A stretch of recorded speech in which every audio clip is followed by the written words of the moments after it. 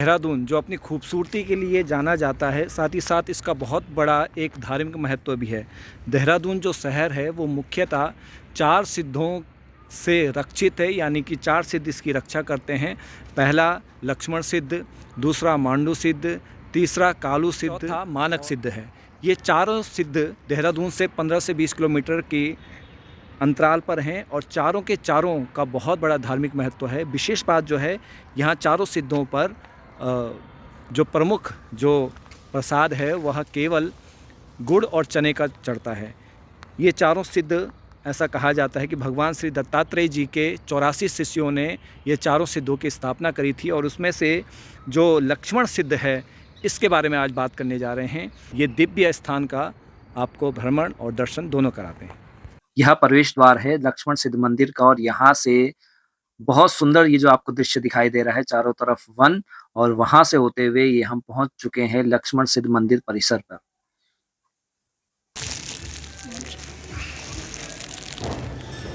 चारों तरफ से वन से घिरा हुआ यह परिसर दिव्य अलौकिक एक आध्यात्मिक ऊर्जा को अपने में समेटे हुए है और यहाँ पर पहुँचते ही मन को जो शांति प्राप्त होती है वह अकथनीय है। उसका वर्णन करना बहुत ही मुश्किल है। बहुत अत्यधिक शांति और एक ऊर्जा जो जीवन में चाहिए, सात्विक ऊर्जा, वह इस परिसर में आकर के आप महसूस कर सकते हैं। भगवान का दिव्य स्थान, नित्य स्थान, और यहाँ पर आकर के जो आपको दर्शन प्राप्त होंगे वह आप सामने देख सकते हैं। बोले लक्ष्मण सिद्ध महाराज की जय।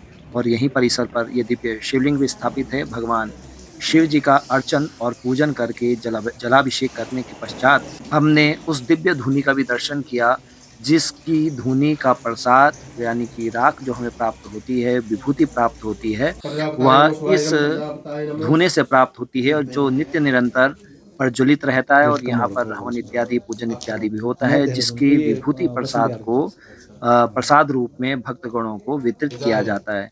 आप दर्शन कर सकते हैं। बहुत ही प्राचीन ये कुटिया में ये विराजमान है और यहाँ पर नित्य प्रति होम इत्यादि कर्म होते हैं और उस विभूति को भक्तजनों में वितरित किया जाता है। रावण का वध करने के पश्चात लक्ष्मण जी और राम जी जब अयोध्या लौटे तो उनको प्रसन्नता तो थी ही रावण वध की, लेकिन एक पाप जो उनसे हो गया था वह था ब्राह्मण वध का।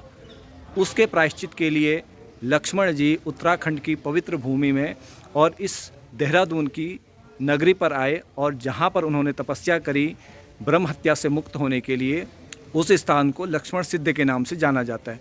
सभी लोग देहरादून की खूबसूरती की बात करते हैं, लेकिन साथ साथ में जो इसका पौराणिक महत्व है उसके बारे में बात करनी चाहिए। ये आप पीछे देख सकते हैं, मेरे जस्ट पीछे, और आपने पहले दर्शन भी किए होंगे। ये लक्ष्मण सिद्ध के नाम से जाना जाता है। ये त्रेता युग से ये मंदिर यहाँ पर विराजमान है। इसकी 2 कथाएँ प्रमुख हैं। पहली कथा जो है वह है कि लक्ष्मण जी यहाँ पर आए, उन्होंने तपस्या करी ब्रह्म हत्या से मुक्त होने के लिए। दूसरी कथा जो आती है वो भगवान दत्तात्रेय के जो 84 उन्होंने अपने शिष्य बनाए, उसमें से एक शिष्य ने इस स्थान की स्थापना करी और इसीलिए इसको लक्ष्मण सिद्ध नाम से जाना जाता है।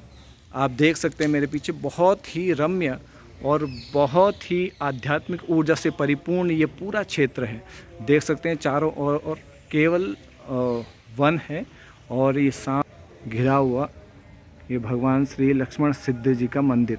ऐसा कहा जाता है कि जब लक्ष्मण जी से मुक्त होने के लिए यहाँ पर तपस्या करी तो भगवान शंकर ने उनको आशीष प्रदान किया और ब्रह्म हत्या से मुक्त किया।